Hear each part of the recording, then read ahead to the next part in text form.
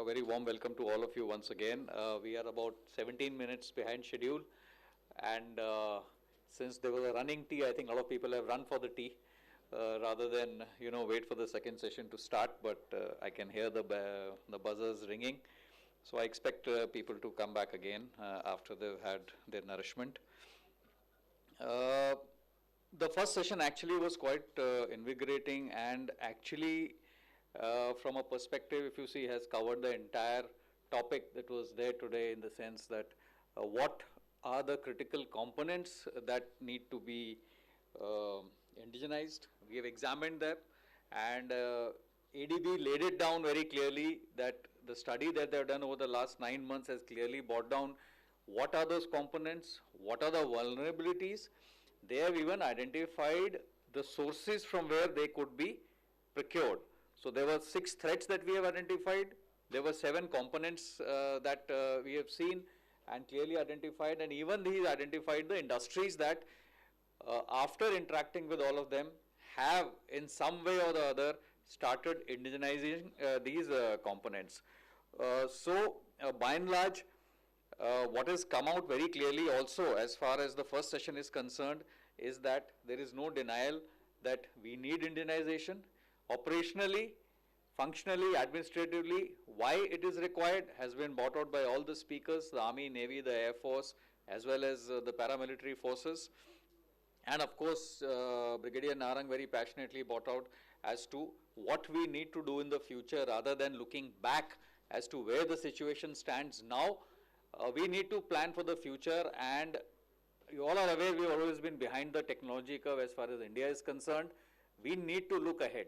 We need to reach out not at 2026, but where do you want to be in 2029 or 28 and start planning for it now, so that we are able to catch up with what is happening in the industry as far as UAS and counter UAS systems are concerned. And that is most important for us. Another thing which I have noticed with the interaction with a large number of very young and dynamic industry partners who are here and some not here, MSMEs, startups, and even the larger ones, is that most of them do not know what we want, and those who reach out to us, we kind of get them into a jargon of armed forces, which for them takes difficult. It becomes very difficult for them to understand and takes time for them to understand. What is a tactical battle area? He does not know. You start using acronyms, he does not know. You start throwing concepts of warfare, he or she will not know what you are talking. You have to break it down to a very simple level, convert it from a perspective of a civilian use case, and then explain it to them, and then only we will get the solutions. My personal view, which I have been speaking everywhere, is that the intellectual property is here. IP is here. It's only the rights which are going out.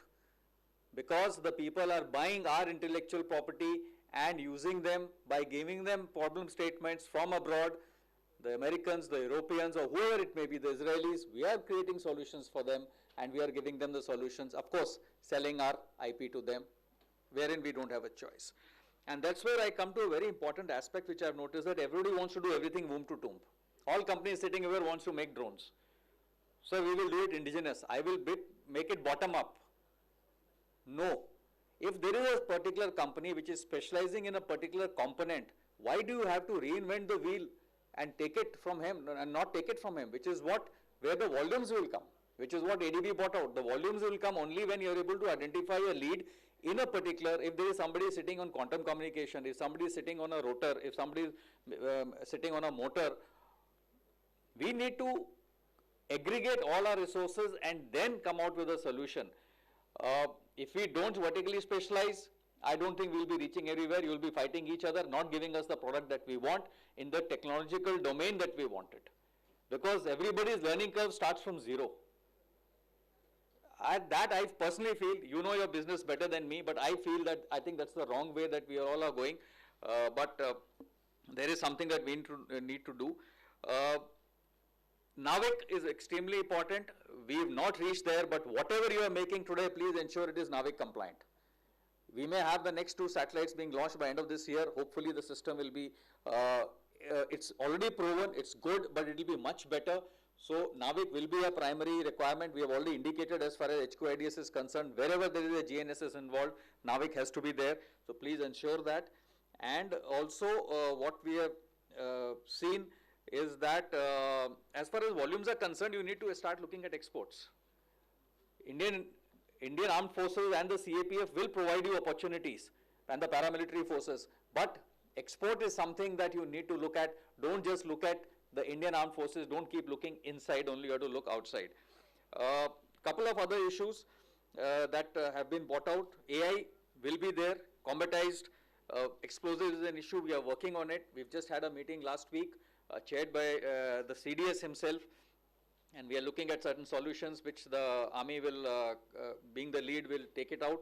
And we will tell you that we need a 2 kg, a 5 kg, a 10 kg, a 15 kg payload in the ranges that we want, let's say 15 kilometers, 25 kilometers, 50 kilometers, 100, 150, 200, etc. So those kind of options will be given. CDS has already given a way ahead. And we are looking at spiral development. We will not give you a challenge. Another problem area with us is that we expect the moon straight away.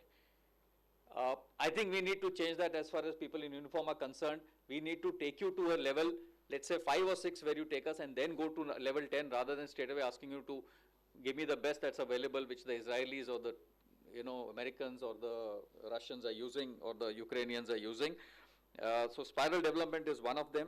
And AI has to be enabled, there is no doubt. It has to reduce our cycle for making a decision, and as brought out by Brigadier Kang also, that they need to get, even in their domain, AI has to be there.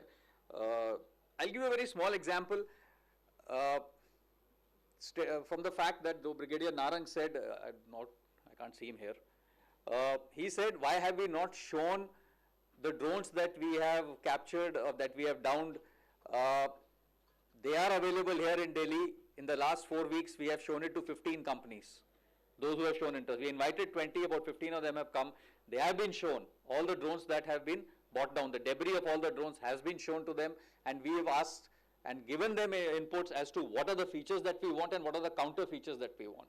The second thing is, there will always be a fight between the drone and the counter drone. So we want both the companies to keep, kind of boxing against each other. Let the drone companies give us better features as far as the ECM and etc.